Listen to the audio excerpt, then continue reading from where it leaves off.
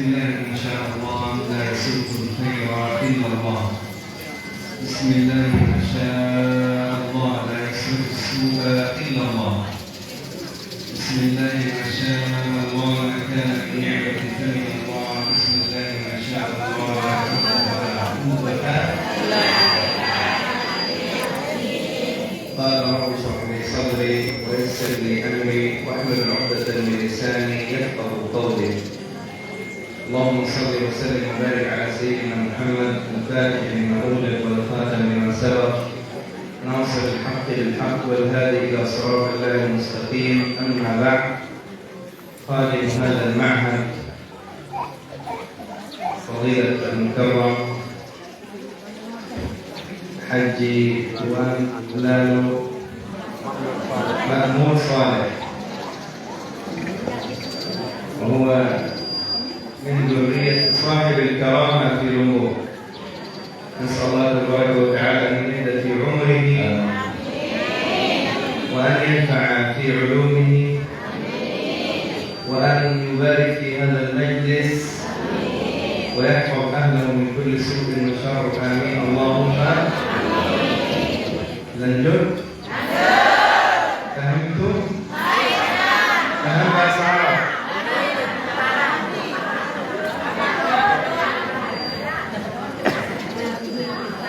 Para jamaah yang kami muliakan, beliau Syekh Dr. As-Sayyid Ammar Hashimi Al-Fatih Al-Jilani Al-Hasani mengawali mauidhahnya dengan mengucapkan Assalamualaikum warahmatullahi wabarakatuh.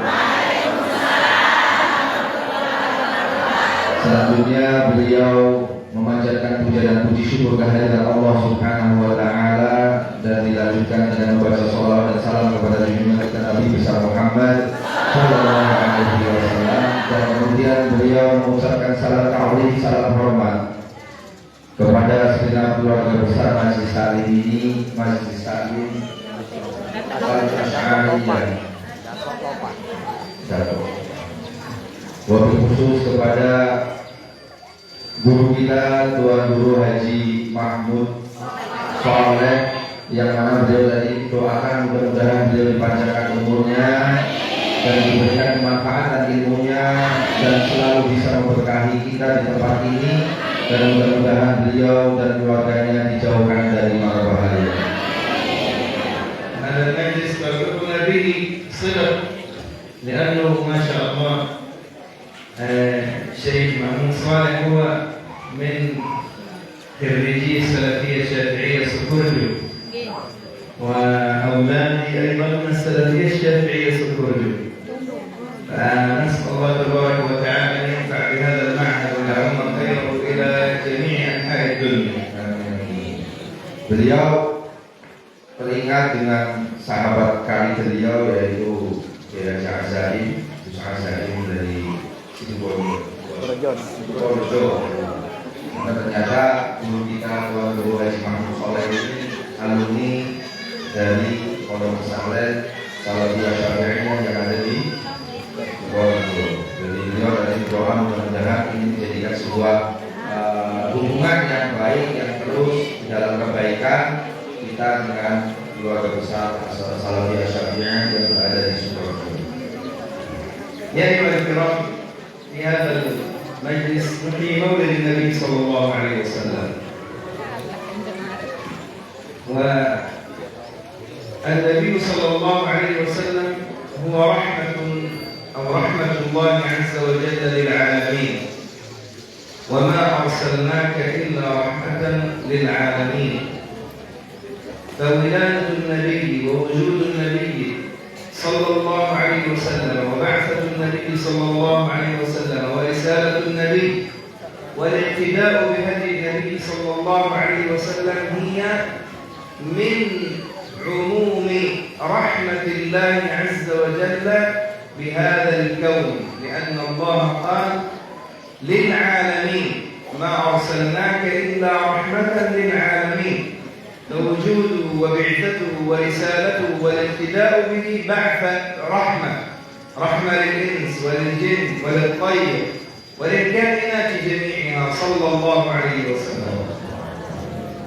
Para jamaah yang dirahmati oleh Allah Subhanahu wa taala, kita bersama-sama berkumpul di majlis ini dengan juga di dalamnya ada pembacaan sholawat dan pembacaan sirah atau sejarah baginda Nabi Muhammad SAW sebagai bentuk kita memperingati, mengagungkan baginda Nabi besar Muhammad SAW, yang mana beliau tadi menjelaskan bahwa Nabi kita Muhammad SAW merupakan manifestasi atau perwujudan dari bentuk rahmat kasih sayangnya Allah Subhanahu wa ta'ala. Untuk siapa? Untuk segenap makhluknya Allah Subhanahu wa ta'ala, baik itu dari manusia, kalangan jin dan semuanya, sebagaimana yang difirmankan oleh Allah Subhanahu wa ta'ala, wa ma arsalnaka illa rahmatan lil alamin. Tidaklah kami utus engkau ya Muhammad kecuali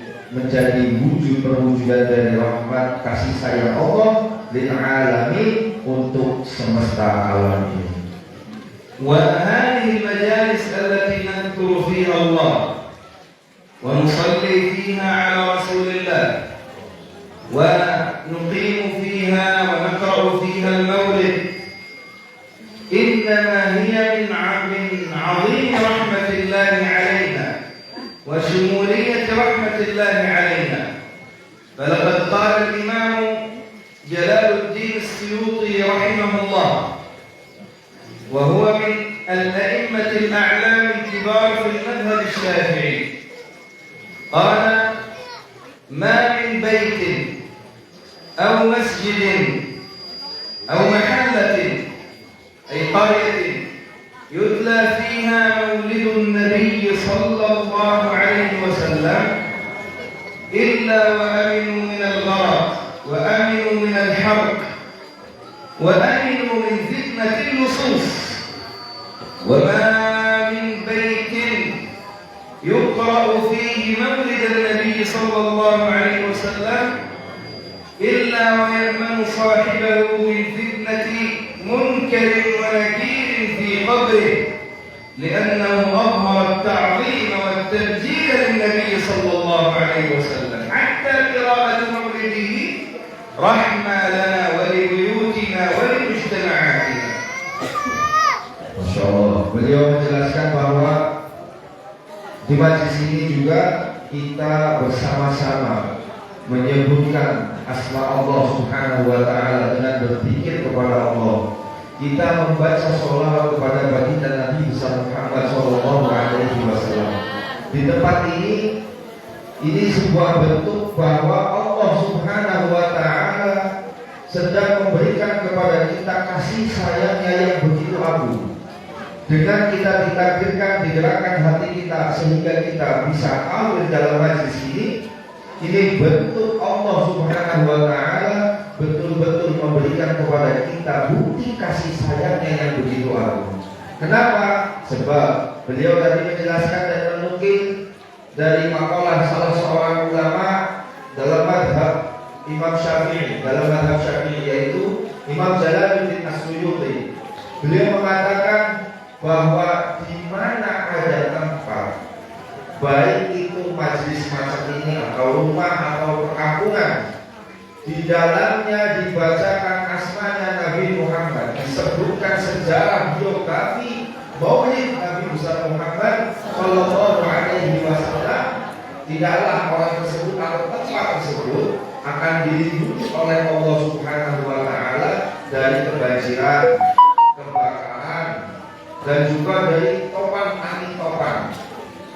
Juga bagi rumah penduduk atau penghuni suatu rumah, di dalam rumah tersebut dibacakan maulid atau perjalanan baginda Nabi Muhammad SAW, orang tersebut akan dilindungi oleh Allah Subhanahu wa Ta'ala dari pertanyaan munkar dan nakir kelak ketika di dalam kubur.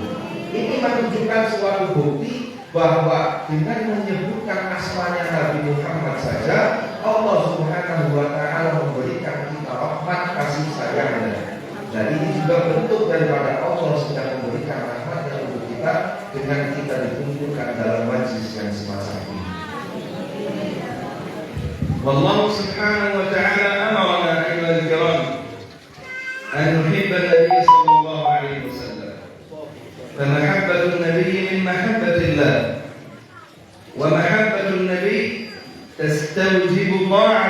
النبي صلى الله عليه وسلم وتستوجب منا اتباع النبي محمد صلى الله عليه وسلم.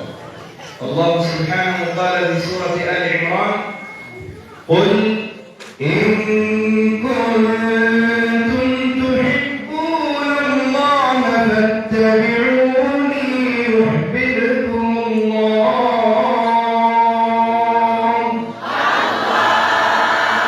ويغفر لكم ذنوبكم والله غفور رحيم.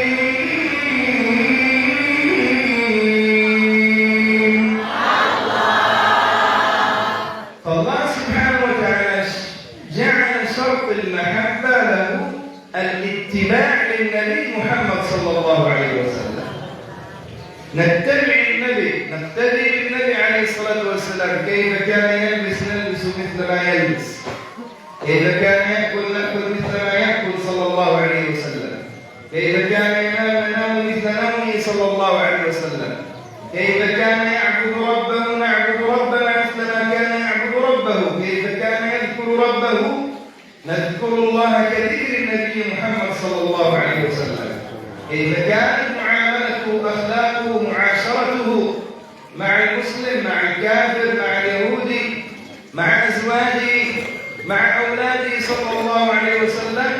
نتبع في هديه كله، لأن الاتباع قال هو سبيل الهداية وإن تطيعوه تهتدوا. Beliau berpesan kepada kita untuk itu. Kita hendaknya bisa atau dapat mencintai kepada Nabi kita Nabi Muhammad Sallallahu Alaihi Wasallam. Sebab apa? Sebab cinta kepada Nabi merupakan salah satu syarat untuk kita bisa sampai kepada Allah.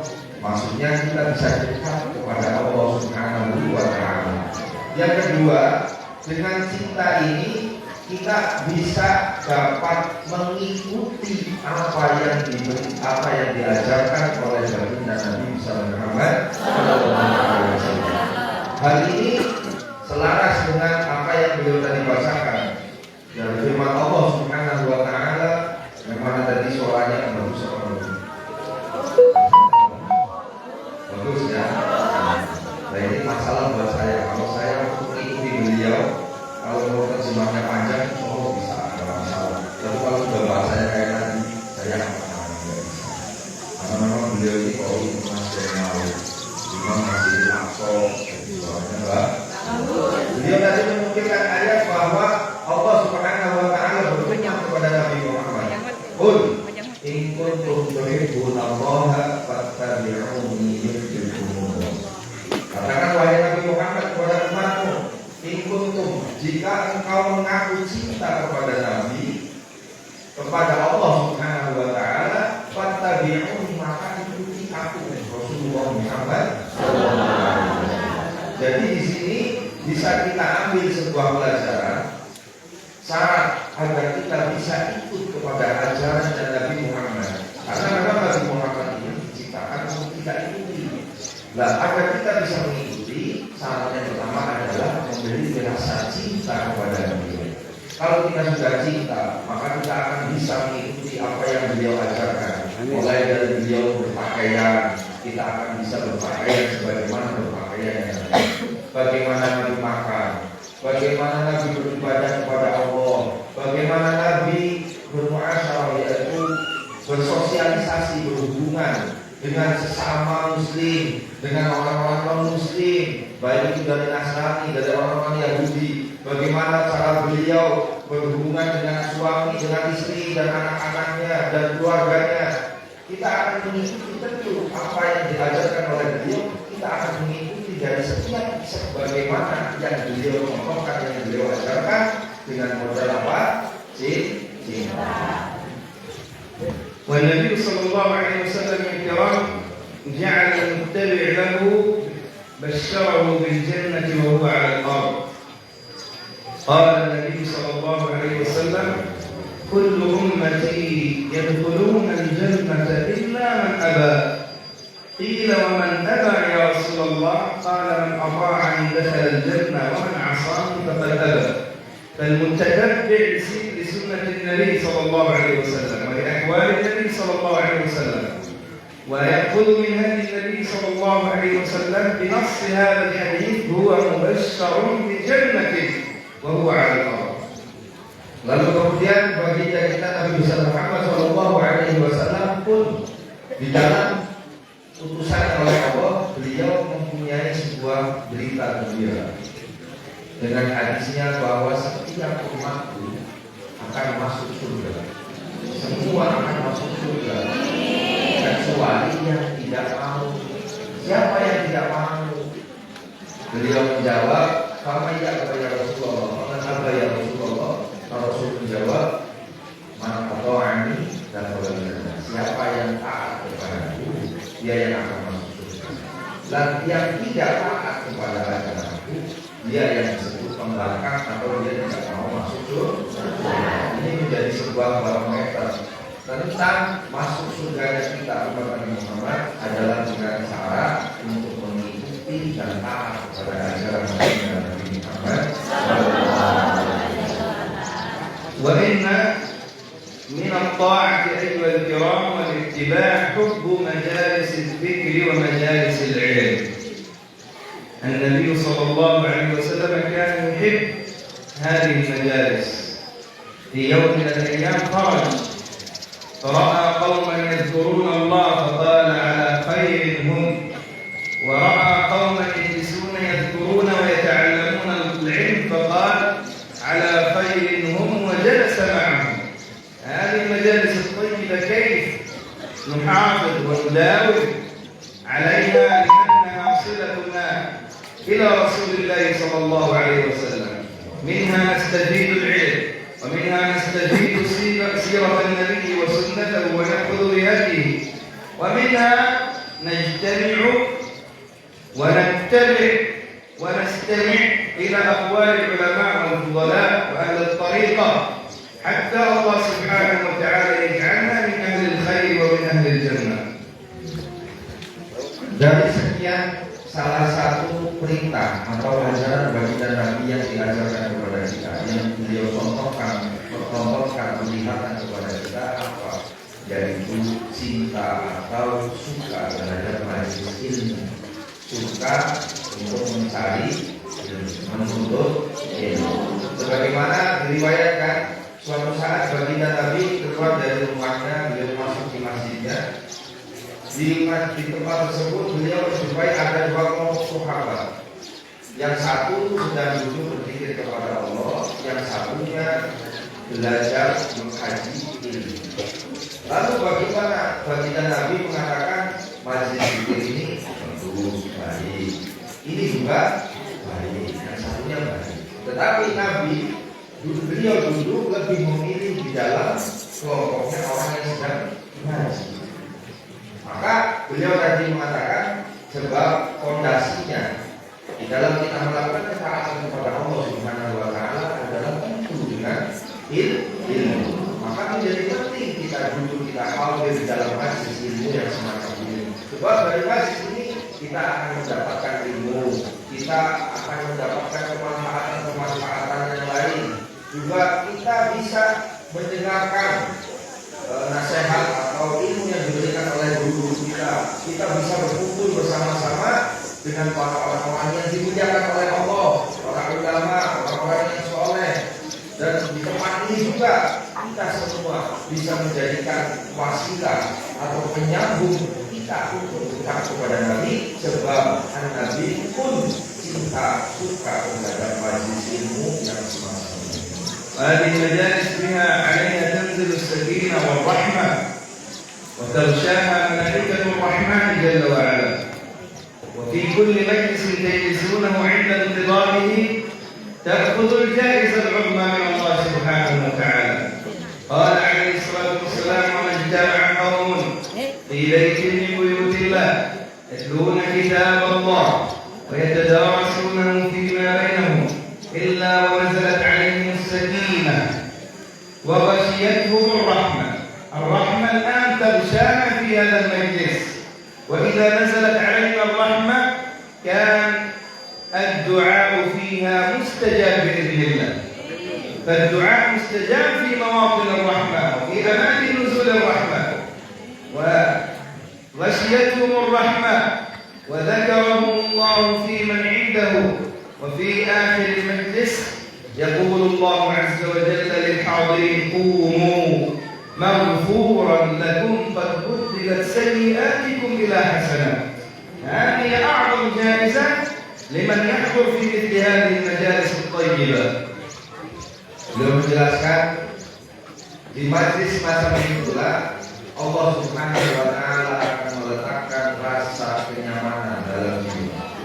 Sebagaimana beliau menukil dari Faqalah Imam Ali bahwa tidaklah kaum itu berkumpul dalam satu majlis atau di dalam masjid yang mana di dalamnya dibahas tentang ilmu, kecuali Allah Subhanahu wa Ta'ala akan menjadikan hatinya tentram, hatinya nyaman, hatinya merasa tenang, dan Allah Subhanahu wa Ta'ala akan menaungi orang tersebut dengan rahmat, dengan rahmat dari Allah Subhanahu wa Ta'ala, kasih sayang Allah Subhanahu wa Ta'ala. Maka beliau mengatakan, saya yakin saat ini kita di majlis ini Allah Subhanahu wa Ta'ala sedang memunculi dengan menjadi kita dengan rahmat kasih sayangnya.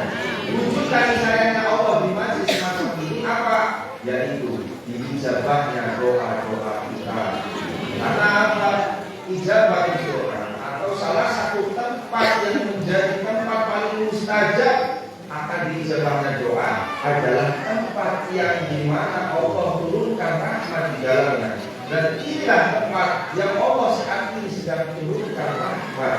Sehingga apa? Beliau bagikan Nabi Muhammad SAW, dan Allah melalui hadis qudsinya, Allah Subhanahu wa Ta'ala ketika kita berkumpul dalam majlis ini, saat ini kita diberi rahmat, doa kita diijabah, dan pada akhirnya nanti ketika kita bangun dari majlis ini, Allah Subhanahu wa Ta'ala berfirman kepada kita, qumu maghfuran lakum, bangunlah kalian dalam keadaan dosa-dosa kalian diampuni oleh Allah Subhanahu wa Ta'ala, dan setiap keburukan kita diganti oleh Allah Subhanahu wa Ta'ala dengan pahala dan kebaikan-kebaikan.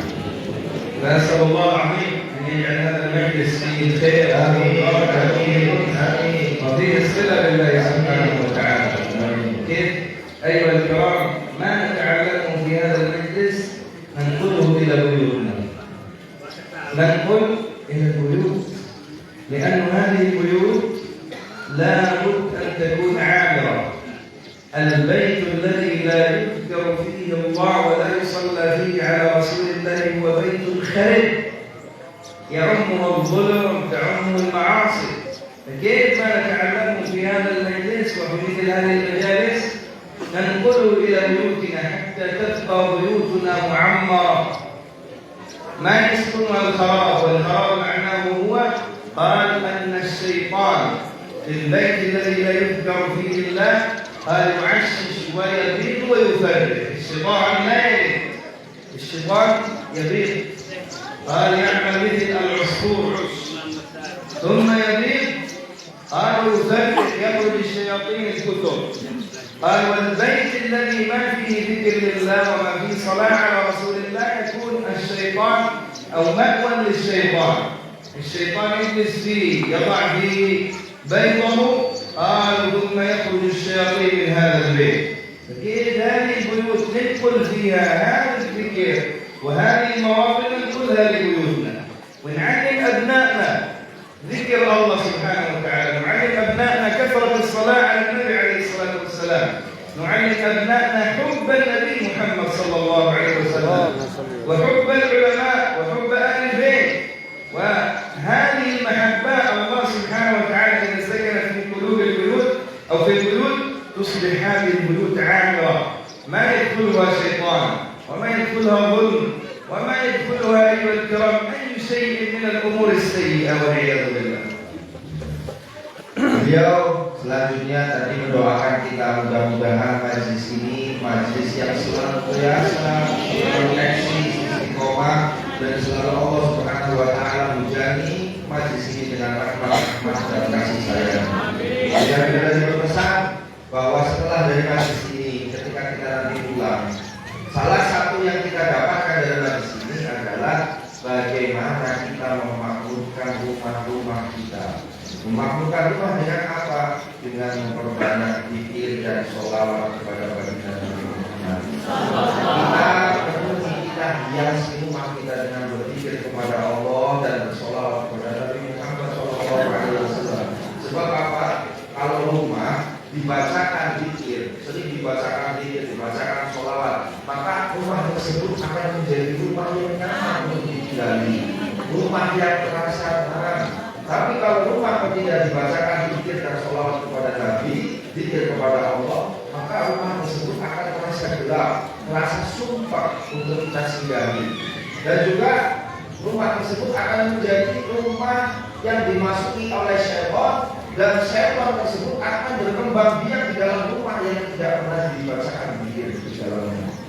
Jadi kalau tadi beliau menjelaskan yang namanya syaitan itu, perkembang biakannya itu bukan melalui tahlil, tetapi melalui semacam kayak hewan yang bertelur. Jadi syaitan ini perkembang biaknya itu dengan bertelur, bukan dengan anak. Nah, kalau rumah tidak dibacakan zikir kepada Allah dan sholawat kepada Nabi Muhammad, apa yang terjadi? Syaitan akan masuk di dalamnya dan syaitan akan meninggalkan telurnya di dalamnya, dan jika telur itu akan memecah, akan menetas, akhirnya keluarlah anak-anak syaitan tersebut. Nah, ini maka menjadi tempat yang tidak nyaman pasti, dan tempat yang dipenuhi dengan kegelapan. Beliau mengatakan akan kita tinggali. Maka sebab itu beliau berpesan, ayo jadikan rumah-rumah kita makmurkan rumah-rumah kita, dan kita ajak anak-anak kita untuk apa? Mencintai Allah, mencintai Nabi Muhammad, gemar berzikir kepada Allah, gemar berzikir bermecah sholawat kepada Nabi Muhammad. Sebab kalau rumah, penduduknya, penghuni rumah tersebut memiliki kecintaan kepada Allah, memiliki kecintaan kepada Nabi Muhammad, memiliki kecintaan kepada para ulama, memiliki kecintaan kepada keturunan baginda Nabi Muhammad SAW, maka rumah tersebut akan dicahayai oleh Allah dengan cahaya yang terang, sebab berkah si penghuni rumah memiliki hubungan kepada Allah Subhanahu wa Ta'ala. Dalam meneruskan Al-Quran, الورد العام في طريقة القادرية وبالإجازة إلى السيد الشيخ عبد القادر الجيلاني. تسمعوا هذا الورد دائما تداوم عليه بعد صلاة الصبح وبعد صلاة المغرب. Beliau akan mengijazahi kita salah satu wirid yang mana wirid ini selalu diamalkan oleh Syekh Abdul Qadir Al-Jilani radhiyallahu anhu, dan nanti ini ijazahnya ijazah umum. Amalan ini amalan yang selalu diamalkan oleh Syekh Abdul Qadir Al-Jilani, dibaca setiap hari. Astaghfirullahaladzim. أستغفر الله العظيم. أستغفر الله العظيم. لا إله إلا الله. لا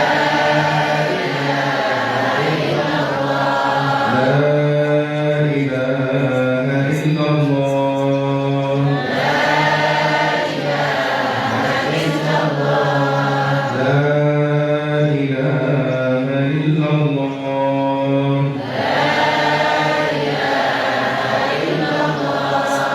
اللهم صل على سيدنا محمد. اللهم صل على سيدنا محمد بعدد علمك. اللهم صل على سيدنا محمد. اللهم صل على سيدنا محمد بعدد علمك. اللهم صل على سيدنا محمد. اللهم صل على سيدنا محمد بعدد علمك. لا إله إلا أنت. لا إله إلا أنت إني كنت من الظالمين لا إله إلا الله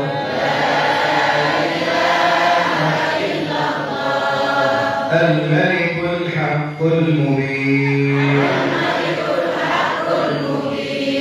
محمد رسول الله صادق الوعد الأمين اللهم يا لطيف الطف بنا فيما جرت به المقادير اللهم صل على سيدنا محمد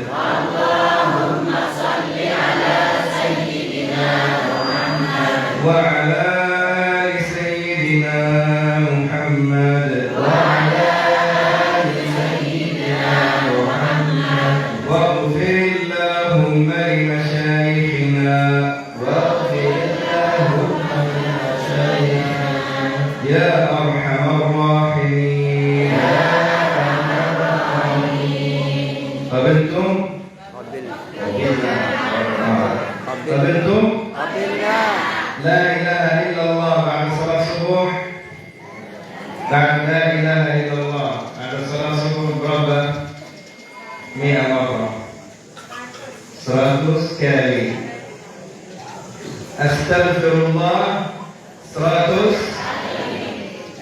لا إله إلا الله الملك الحق المبين 100 اللهم صل على سيدنا محمد بعدد علمك 100 بعدين baca surat Al-Fatihah 20 kali ayat Al-Kursi 20 kali بعدين قل هو 40 kali setiap hari qabiltum qabiltum alhamdulillah bismillahirrahmanirrahim alhamdulillahi rabbil alamin Allahumma ya awwal al-awwalin wa ya akhir al-akhirin wa ya arham ar-rahimin salli wa sallim ala sayyidina Muhammadin fil awwalin wa salli ala sayyidina Muhammadin fil akhirin wa salli ala sayyidina Muhammadin fil anbiya'i wal mursalin اللهم واجعل جمعنا هذا جمعا مرحوما واجعل تفرقنا من بعده تفرقا معصوما اللهم إنا نسألك الهدى والتقى والعفاف والغنى اللهم إنا نسألك علما نافعا ورزقا وعملا متقبلا ودعاء مستجابا ونسألك لذة النظر إلى وجهك الكريم والشوق إلى لقائك اللهم اسقنا من يد حبيبك محمد صلى الله عليه وسلم شربة لا نظمأ بعدها أبدا اللهم إنا نسألك أن ترحم صاحب هذا المجلس وأن تطل في عمر خالق هذا المجلس لا تموت صالح اللهم إنا نسألك أن ترزقه الصحة والعافية اللهم ارزقه الصحة والعافية اللهم متعنا يا ربنا بعلومه الشريفة وانفعنا بعلومه الشريفة اللهم إنا نسألك الحج المبرور والسعي المشكور وارزقنا عمرة عاجلة